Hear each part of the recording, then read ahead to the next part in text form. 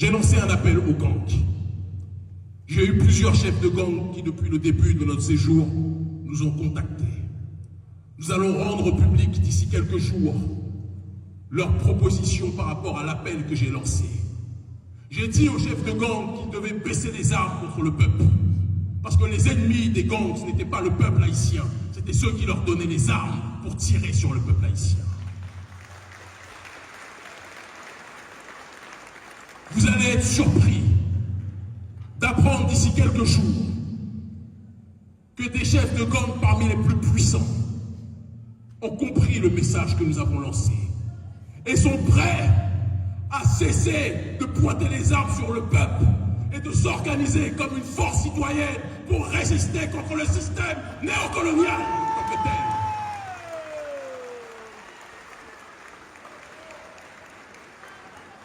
C'est pour ça que le gouvernement américain ne voulait pas que nous soyons là. C'est pour ça que le gouvernement français ne voulait pas que nous soyons là. Parce qu'ils veulent faire croire au peuple noir que l'ennemi du noir, c'est le noir en tant que tel. Mais quand le noir finit par comprendre que celui qui est en face de lui est son frère, quand il finit par comprendre que celle qui est en face de lui, ce n'est pas une personne à attaquer, à agresser, à violer, mais une sœur et une femme à protéger, la dynamique finit par changer. Si le prolétariat haïtien et les gangs comprennent qu'ils ont un ennemi en commun, comment pensez-vous que ceux qui sont en train d'occuper le pays, comment pensez-vous que ceux qui sont en train de coloniser les esprits vont fonctionner? Ils vont tous faire leurs valises et ils vont rentrer à Washington, à Paris, au Canada et ailleurs, parce qu'ils sauront qu'ils sont identifiés comme les forces déstabilisatrices du pays.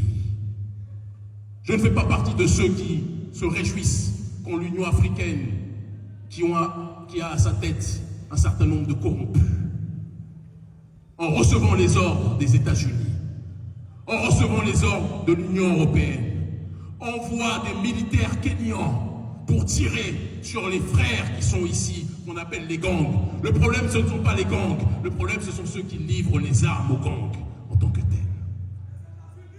Le problème, ce sont ceux qui font en sorte que les gangs terrorisent le pays pour créer l'anarchie et que plus personne ne veuille venir ici à Haïti.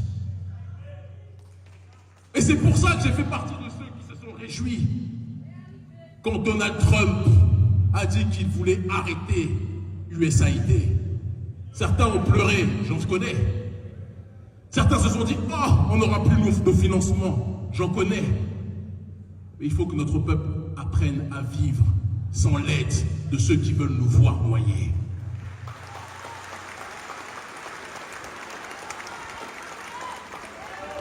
C'est lorsque, et c'est vous, peuple haïtien, qui nous avez montré l'exemple au niveau mondial. C'est lorsque l'esclave rebelle décidait de quitter la plantation, se retrouver livré à lui-même, dans l'incertitude, dans l'insécurité, dans l'instabilité. C'est dans ces moments-là de transcendance et de dépassement que l'esclave rebelle finissait par trouver sa voie pour agir dans le cadre de l'autodétermination. Nous n'avons pas besoin de l'aide des gens qui se considèrent comme les messies d'Haïti. Le seul messie d'Haïti, c'est l'haïtien et l'haïtienne en tant que tel. Le seul messie d'Haïti ne peut pas venir de Washington, de Paris ou du Canada. Le seul messie d'Haïti, c'est l'homme haïtien, la femme haïtienne, le jeune haïtien, la jeune haïtienne, la jeunesse prolétaire, la jeunesse universitaire, tous ceux qui sont sur ce sol, qui sont dans la diaspora et qui comprennent qu'ils ne peuvent respirer chaque jour sans penser à comment faire pour relever Haïti. Ce qui nous manque, c'est le rappel de ce que signifie le panafricanisme. La cérémonie du bois caïman, c'était l'unité de diverses esclaves rebelles, de différentes ethnies, de différentes approches spirituelles. Et ils ont décidé de mettre leurs désaccords de côté. Ils ont décidé de mettre leurs égos de côté. Ils ont versé leur sang. Et ils ont fait vœu commun de transcendance pour libérer leur population. Cet exemple-là a créé le panafricanisme.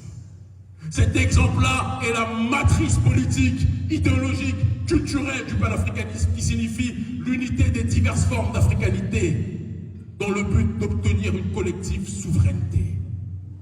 Il n'y aurait pas de révolution haïtienne à travers cette cérémonie du bois caïman, il n'y aurait pas eu la révolution panafricaniste. Il n'y aurait pas eu de Marcus Garvey, il n'y aurait pas eu de Malcolm X, il n'y aurait pas eu de Kwame Nkrumah, il n'y aurait pas eu de Thomas Sankara, il n'y aurait pas d'Ibrahim Traoré aujourd'hui s'il n'y avait pas la démarche de révolution haïtienne en tant que telle. Mais comment pouvez-vous inspirer le reste de l'humanité noire et ne pas comprendre que si vous êtes les inspirateurs, vous devez réactiver cette pensée en vous-même? Vous n'avez même pas besoin de Kémy Séba. Vous n'avez même pas besoin d'urgence panafricaniste. C'est nous qui avons besoin de vous. C'est le monde noir qui a besoin d'Haïti. C'est le monde noir qui a besoin de votre réveil. C'est le monde noir qui a besoin de votre résurrection. C'est le monde noir qui a besoin que vous remettiez plus que jamais dans vos cœurs et dans votre esprit le courage et la flamme qui a plus que jamais au commencement ravivé les espérances. Haïti est à une croisée des chemins. Vous pouvez soit aller vers la destruction définitive ou aller vers la résurrection ultime qui pourra être un outil géopolitique fondamental pour le reste de l'humanité.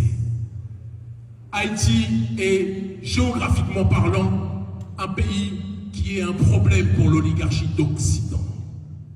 Vous êtes à proximité des États-Unis, à quelques heures de Miami. Le gouvernement américain sait que s'il y a une démarche révolutionnaire ici, il va se retrouver avec une situation bien pire qu'à l'époque de Cuba, du Grand Cuba, lorsqu'ils étaient à proximité du territoire américain et qu'ils étaient dans une dynamique géopolitique autre. Vous vous plaignez, vous souffrez, il y a la précarité, il y a l'injustice sociale, il y a l'insécurité, c'est une réalité. Mais vous avez en vous-même, en vous tous, les clés de votre survie.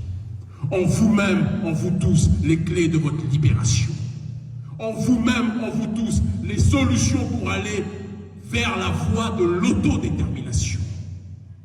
Mais il faut que vous soyez prêts à vous engager. Il faut que vous soyez prêts à chercher autre chose que le profit individuel. Il faut que vous soyez prêts à chercher autre chose que la survie égoïste de l'un au détriment des autres. Qui est prêt à donner sa vie pour Haïti? Qui est prêt